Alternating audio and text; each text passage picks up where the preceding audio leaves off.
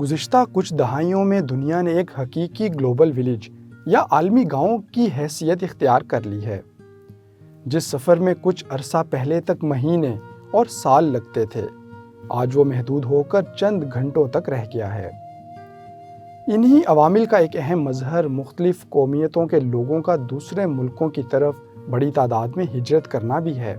ویسے تو اس ہجرت کی مختلف وجوہات ہیں، مگر ترقی پذیر ممالک میں محدود معاشی مواقع اور امن و امان کی مخدوش صورتحال ترقی یافتہ ممالک کی طرف ہجرت کی بڑی وجوہات میں سے ایک ہیں۔ ترقی یافتہ ممالک میں سے یورپ، برطانیہ اور امریکہ عموماً ان معاشی مہاجرین کی پہلی ترجیح ہوتے ہیں۔ 18 دسمبر کو مہاجرین کے حوالے سے عالمی یوم مہاجرین منایا جاتا ہے۔ اس دن کو منانے کا بنیادی مقصد ہجرت کرنے والوں کے مسائل کی طرف عالمی برادری کی توجہ مبذول کروانا اور میزبان معاشروں کے لیے ان مہاجرین کی خدمات اور مثبت کردار کو منظر عام پر لا کر ان کو خراج تحسین پیش کرنا ہے۔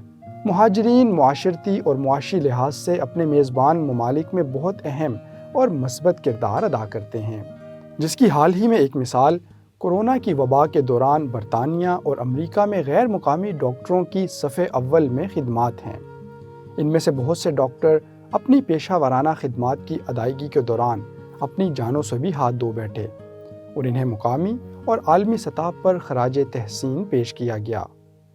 یوں 18 دسمبر کا دن اس عزم کا اظہار ہے کہ مہاجرین اور میزبان شہری مل جل کر کسی بھی معاشرے کو مضبوط اور مستحکم بنانے میں اہم کردار ادا کر سکتے ہیں۔